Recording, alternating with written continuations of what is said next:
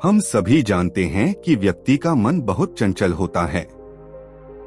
यही कारण है कि मन अशांत रहता है और कई तरह के सवालों का जन्म भी अशांत मन के कारण ही होता है। यदि आप जीवन में शांति चाहते हैं तो इसके लिए जरूरी है मन को शांत करना। लेकिन मन को शांत कैसे किया जाए? गौतम बुद्ध से जुड़ी इस कहानी के माध्यम से आप जान सकते हैं कि मन को शांत करने का क्या तरीका है। इसमें भगवान गौतम बुद्ध द्वारा मन को शांत करने के आयामों के बारे में बताया गया है। जानते हैं इस कहानी के बारे में, जिससे आपका जीवन बदल जाएगा। नमस्कार दोस्तों, स्वागत है आप सबका हमारे और महापुरुष YouTube चैनल पर। आज हम आपके लिए लाए हैं एक ऐसी कहानी जिससे आपको बहुत मोटिवेशन मिलेगा। और यह कहानी है महात्मा बुद्ध और एक ऐसे लड़के की जिसका मन हमेशा बहुत विचलित रहता था तथा उसके जीवन में उदासी छाई हुई थी। तो चलो शुरू करते हैं आज की अपनी नई कहानी।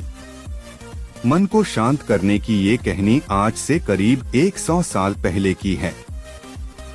एक बार एक लड़का गौतम बुद्ध के पास जाकर कहता है, मेरे जीवन में बहुत अशांति है, कृपा करके आप मेरा मार्गदर्शन कीजिए जिससे कि मैं इस अशांति से छुटकारा पा सकूं।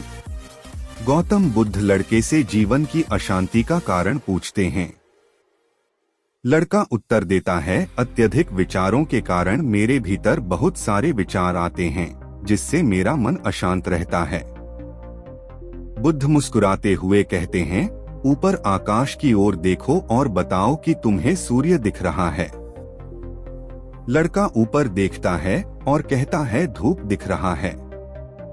बुद्ध उससे पूछते हैं कि अगर तुम लगातार धूप में खड़े रहोगे तब क्या होगा? वह कहता है, मुझे अत्यधिक गर्मी लगेगी और शरीर में बेचैनी होगी। बुद्ध लड़के से कहते हैं कि अगर धूप में खड़े रहने से तुम्हें गर्मी लगती है तो इसमें दोष किसका है, सूर्य के ताप का या तुम्हारा? लड़का कुछ सोचने के बाद कहता है, इसका जवाब आप भी बताइए। बुद्ध कहते हैं, सूर्य का काम है ताप देना और ताप का काम है गर्मी लगना। ऐसे में तो दोष तुम्हारा ही है कि तुम धूप में जाकर खड़े हुए जिससे कि तुम्हें गर्मी लगी। तुम्हें अगर शीतलता चाहिए तो तुम्हें छांव में रहना होगा। ठीक इसी तरह चंचल मन का भी स्वभाव होता है विचारों और भावनाओं को जागृत करना। विचार क्षण भर के लिए होते हैं, लेकिन विचार से पैदा हुई भावनाएं देर तक टिकी रहती हैं। लेकिन यह तुम्हें निर्णय लेना है कि तुम्हें विचार और भावनाओं के साथ चलना है या अलग दिशा बनानी है। बुद्ध कहते हैं, मन को शांत करने के लिए तन के आयाम पर काम करना सबसे आसान तरीका है। शरीर के स्तर पर हमारी कर्मेंद्रियां और ज्ञानेंद्रियां है। कर्मेंद्रियां कर्म और ज्ञानेंद्रियां ज्ञान से जुड़ी होती है। इससे हम अपनी संवेदनशीलता को बढ़ा सकते हैं, यानी हम जो भी काम करें उसे आनंद के साथ करें। मन के आयाम से हटकर तन के आयाम पर जाने से ही तुम्हारा चित्त शांत होगा। ऐसा करने से तुम मन के आयाम से हटकर शरीर के आयाम पर आ जाओगे। ठीक उसी तरह जैसे तुम धूप से हटकर छांव में आ सकते थे।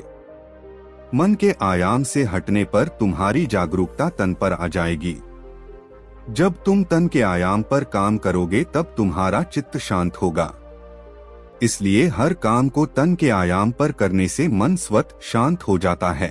तो दोस्तों, आज की कहानी में बस यही तक थी। मिलते हैं एक और मजेदार कहानी के साथ। तब तक के लिए आप अपना और अपने माँ बाप का ख्याल रखें।